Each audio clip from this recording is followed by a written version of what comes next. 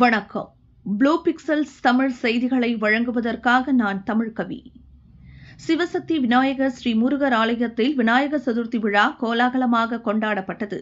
கிழக்கு தாம்பரம் ரயிலடி அருள்மிகு சிவசக்தி விநாயகர் ஸ்ரீ முருகர் ஆலயத்தில் 48வது ஆண்டு விநாயகர் சதுர்த்தி பெருவிழா மிக விமர்சையாக கொண்டாடப்பட்டது.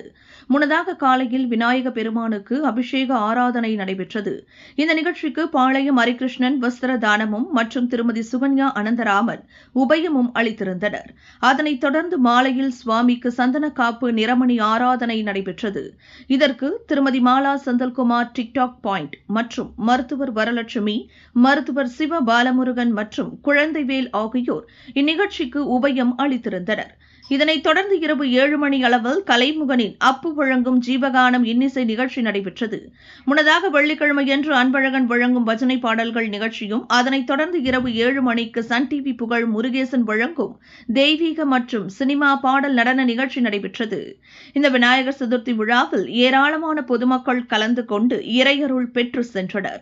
இந்நிகழ்ச்சியினை ரயில்வே காலனி புக்கிங் ஆபீஸ் ஆலய திருப்பணி குழுவினர் ஏற்பாடு செய்திருந்தனர்.